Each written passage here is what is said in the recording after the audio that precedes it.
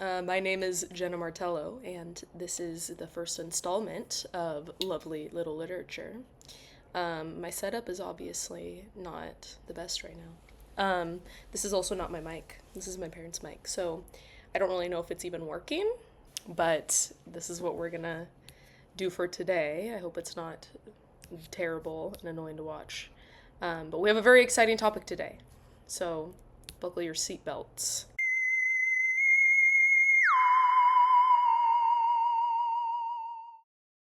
Film has no responsibility. It does not need to exert itself.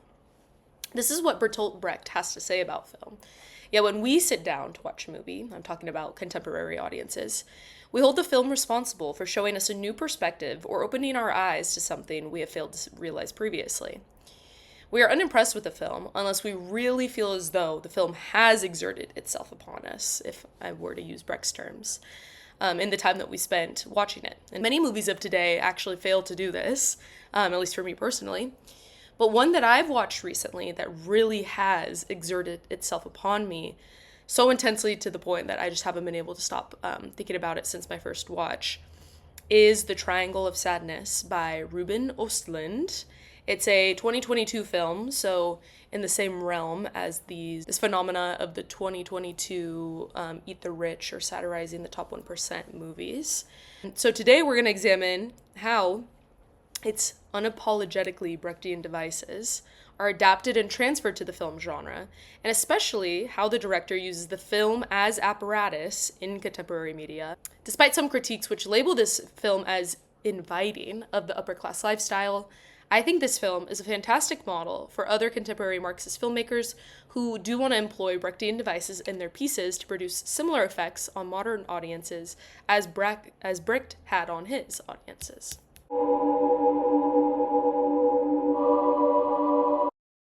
So for those of you who don't know, as I'm sure many of you don't because I didn't even know who he was 3 months ago, Bertolt Brecht was a modernist playwright who escaped Nazi Germany literally the day after Hitler's election to chancellor. As a Marxist, he was certain that he and his craft would simply not have survived in Hitler's Germany, even before Nazism had truly dominated the entire country. He fled to Santa Monica, California, interestingly enough, with his wife, and got involved in theater, despite Hollywood having pushed out much of the theater culture in Los Angeles. Eventually, he did move back to post-war Germany in 1949 and founded the Berliner Ensemble alongside his wife, where he continued to write and produce some of his most renowned plays. We really have to define what theatrical goals he had and how he sought the function of theater, how he changed it to fit his goals.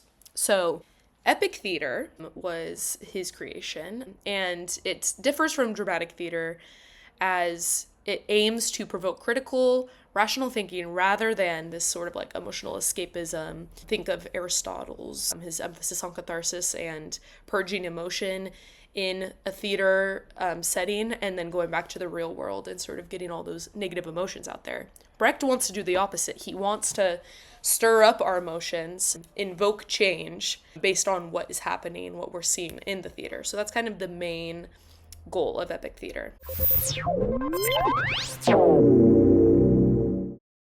In addition to defining what epic theater is and what Brecht intended for it, I think it's very important to define theater as apparatus, which was his sort of essential consideration when writing his plays.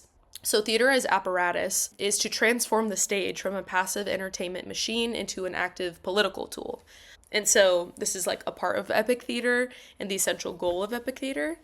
And we could see, although he hasn't really spoken of film and cinema as apparatus as in depth, in Mark Silberman's work, we could see him talk a little bit about film as apparatus, even though he's sort of still skeptical of it as a genre.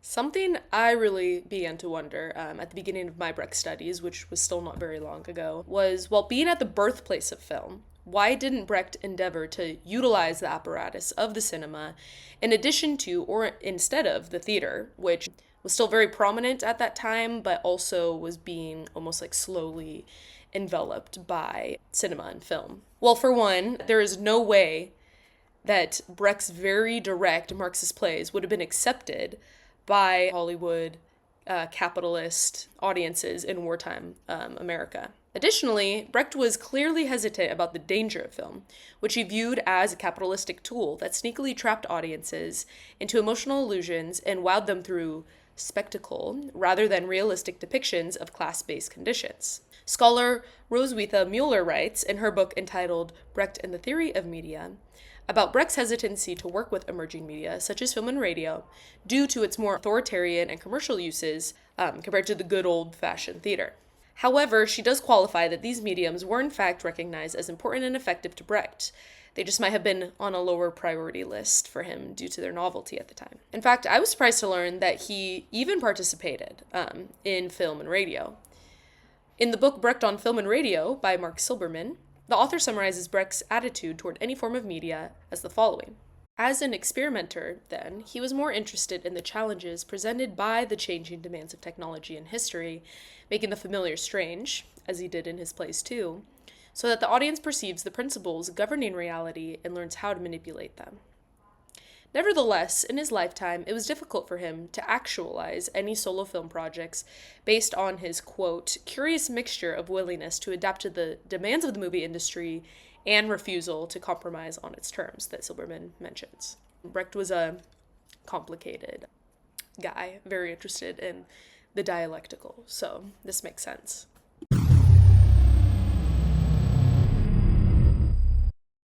In his theoretical work, Short Organon for the Theater, which is actually really anything but short, we are informed exactly of what Brecht wants to accomplish with his plays, which consists of dismantling the theater apparatus, provoking critical thought through entertainment, and inspiring real action within his audience post-play. For example, one of Brecht's most famous Lehrstücke plays, which is a genre of epic theater that translates to learning plays, referring to the fact that the authors and audience would undergo an educational experience, not just an entertaining one. In one of his Lehrstücke plays called The Decision, he included post-production surveys for the audience to fill out regarding their thoughts and feelings that were provoked during the performance. This capability, among many others, proved the importance of the live form of theater for his epic theater strategies. Many of Brecht's devices operate specifically on the basis of the irreplicable temporality of live performance and the compacted spatial distance between actor and audience of the live theater. In other words, the microcosm of the theater versus the microcosm of the cinema operate on completely different terms, even though they both produce dramatic arts.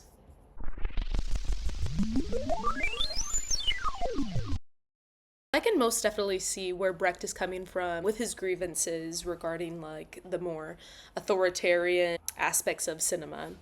I think it is, and has been for some time, essential to combat this aspect of cinema instead of avoiding this whole additional apparatus.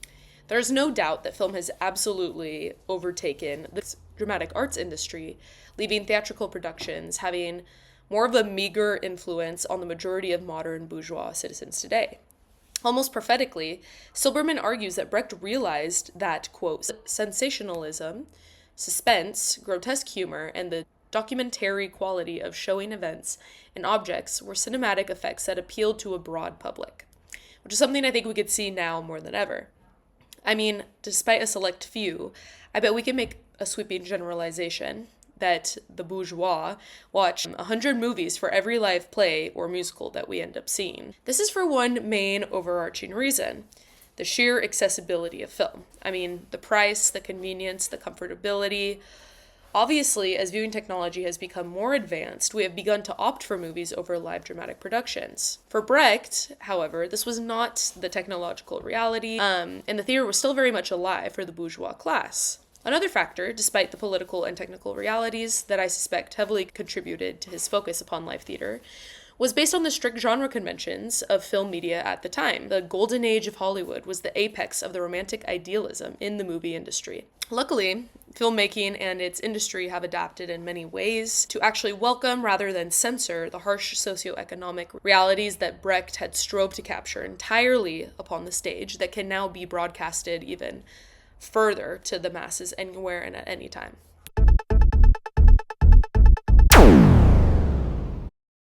Get too deep into like close analysis of the film and how it's Brechtian, I just want to point out a few more obvious Brechtian elements within the film, just so that I could prove that Triangle of Sadness is a worthy contender for a Brechtian model of contemporary film. And I wasn't able to find any hard evidence that the Swedish director Ruben Östlund was influenced directly by Brecht, but just the fact that he is a European director sort of is evidence enough, because Brecht had such a widespread influence on the dramatic arts in Europe. So he is Brechtian, even if he's unaware of it.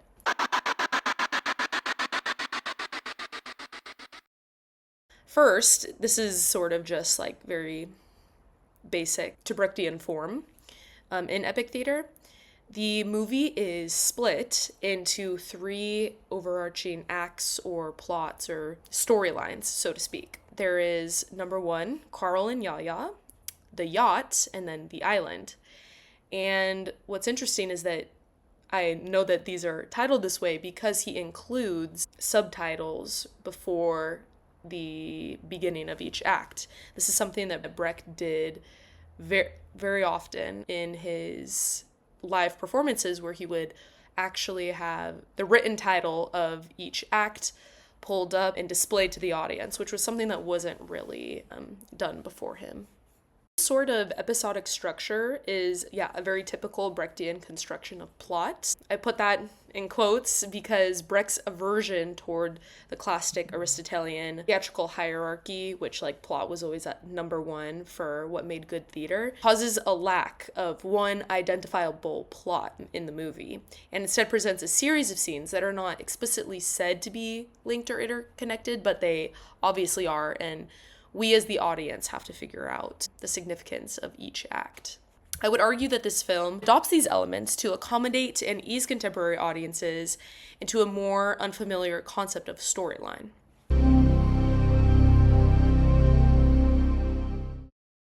Another core Brechtian device that Östlund tactfully uses is the inability to truly sympathize or root for one particular character.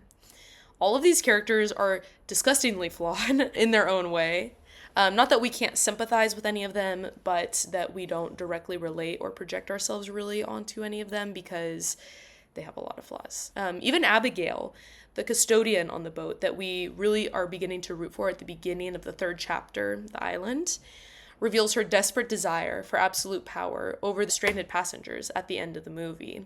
Although she was just subject to the capitalist system, she quickly reinstates her own version of capitalism on the island, as it's the only system that she really knows how to control. It's not really for money, though, it's for services and resources. All characters reveal themselves as power or money hungry in some way, and they're very quick to manipulate others for the sake of their own success or survival. Brecht, in The Short Organon, talks about the dangers of creating relatable or sympathetic protagonists, or characters in general, as the audience tends to project themselves onto the characters without actually analyzing the implications behind the characters' actions.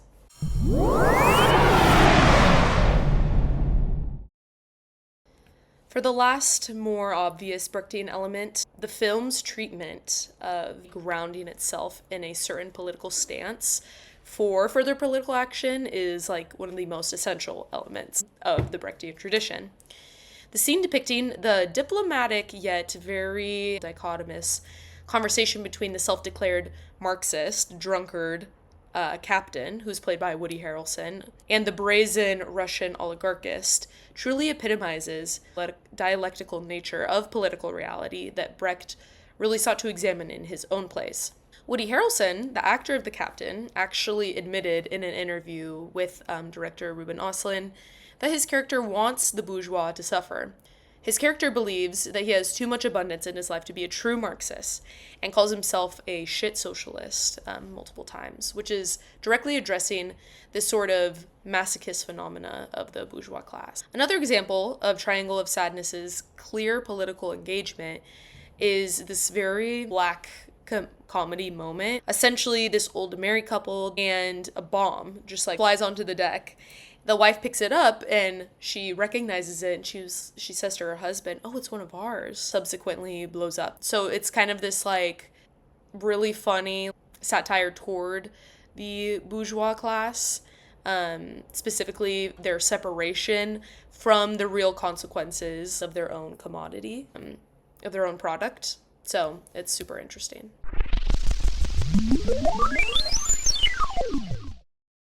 I also want to take a look behind the scenes towards these really interesting interviews with Ruben Östlund about the Brechtian techniques, although he doesn't like call them that, but they are very much Brechtian techniques that he implements in the actual acting and filming process itself.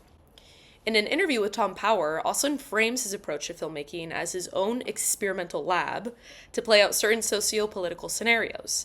This is a sentiment which closely resembles Brecht's emphasis upon this meta-aware reality of the theater itself and each individual's active participation with it. This could be the actors and actresses or the rest of the theater workers. In another interview with Vanity Fair, the director explains the certain degree of agency to which the actors have over their lines. And what I ask them to do is that if they feel that there's something in the script that they don't believe in saying, then they have to tell me. They have to stop me and they have to say, I don't believe in these lines. And then, as a director, it's my task to try to change the setup so it becomes possible for them to say these lines. I really admire this carefully considered moment from Östlund, actually, which connects so beautifully to Brecht's gift of autonomy to many of his actors and contributors in his plays. Clearly, Östlund treats the filming of his movies as a version of Lehrstücke, the learning plays that I've mentioned earlier. In the same interview, Östlund reveals his ultimate goal in his craft, which is to create films that people want to watch together, not individually. Just like Brecht's goal of encouraging critical, action-based thinking among his audiences, Östlund prioritizes the capacity of his films to generate discussion among individuals. And this is really what we see at the end of Triangle of Sadness.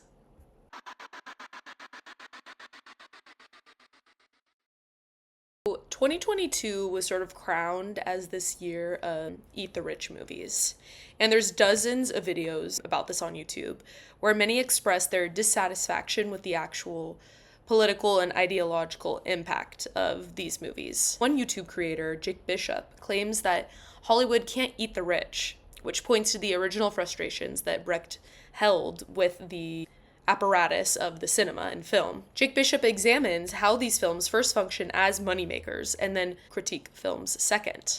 Another YouTuber by the name of Colby Murray voices a similar concern about the intricate visual glamour, which ends up sometimes being too alluring for the bourgeois class, despite the stark satirical critique that is also at the surface and inflicted upon these bourgeois characters. Murray points to how the search numerics on the destinations of many of these movies actually increased after the airing of each film. And he argues that the audience actually wants to momentarily join in on upper class lifestyle that's depicted in the films, no matter how satirized it is.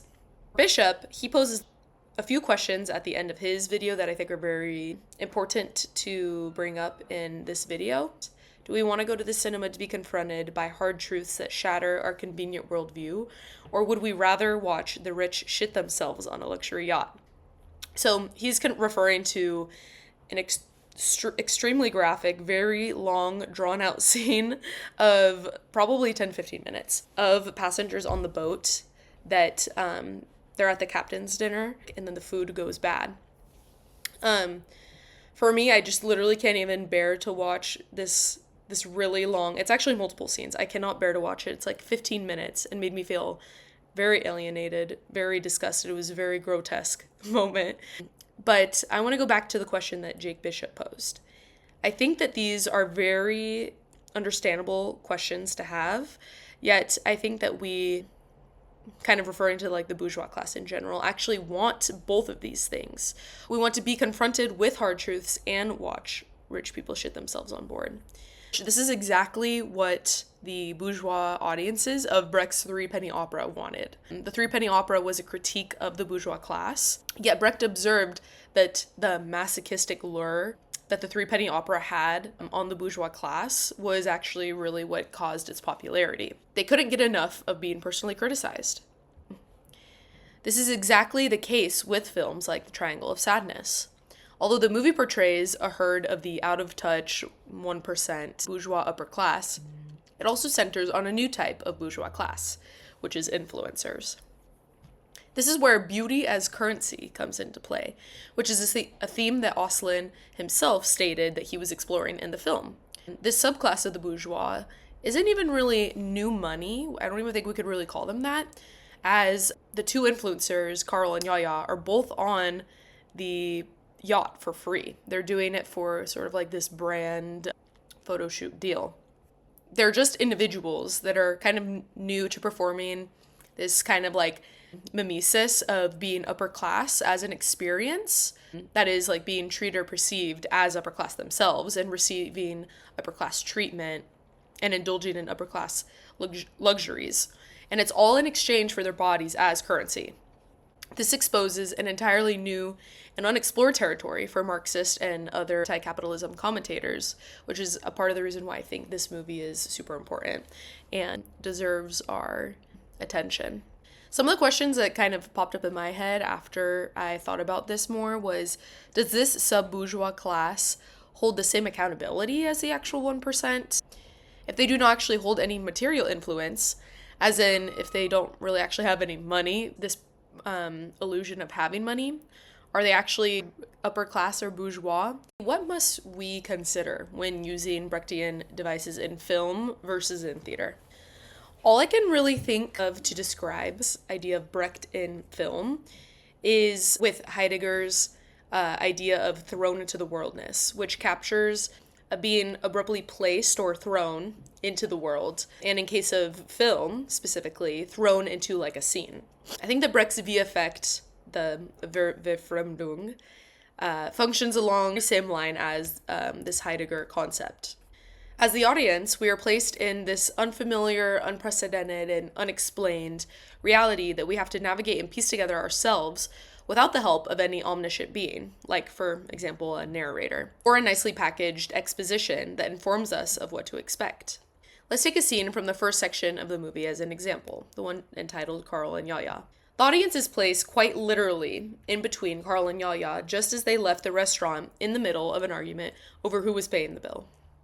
The camera moves slowly back and forth between the two, mimicking the perspective of a bystander observing this very, tense, personal moment. This effect alienates the audience from focusing on the dramatic elements of the argument and instead forces us to focus very carefully on the content of the argument around money and material insecurity, almost as if we were bound to chime in and express our opinion on the matter. The ending is what really solidifies the Brechtian quality of the film, where we are left wondering whether or not Abigail kills Yaya once they find that they are stranded on an island with another bourgeois destination vacation resorts. The last scene depicts Carl running very fast right after it is shown that Abigail is about to hit Yaya with a rock. But we never see if she does it or not. But this scene of Carl running signals a multitude of different possibilities of what really could have occurred between Abigail and Yaya. Is Carl running because he realized why Abigail wanted to join Yaya on her hike and he's trying to attempt to save Yaya? Or is he running back to the main camp to tell the rest of the survivors about a resort? We don't really know, but the point is not what the correct interpretation would be, but precisely that there cannot be one correct interpretation. This fosters endless discussion and debate after the audience finishes the movie, which is exactly the outcome that Osland has desired. We have become active, critical thinkers that have to sit with the uncomfortable ending, not passive moviegoers that can easily move on to the next form of media consumption. This is all to say that the Brechtian devices in the movie are very essential in underscoring the director's critique against modern audiences. Like Brecht, Oslin effectively historicizes the current moment. We must realize that even in a few years, this film may not even mean the same thing to future generations that it did to ours.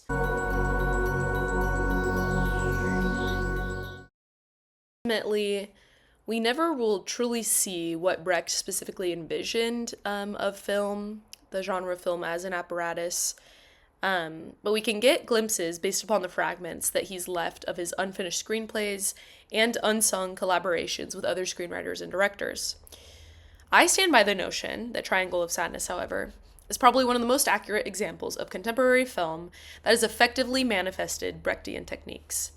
This film expertly represents how young movie makers can make use of the genre of film as apparatus to expose mass audiences to alternative modes of knowing and thinking. Leftists and Marxist thinkers can actually use the capitalistic underpinnings of the film industry as a very powerful tool. As Oslin says in one of his interviews, that's the great thing with capitalism. As long as you can sell it, they will support any ideology.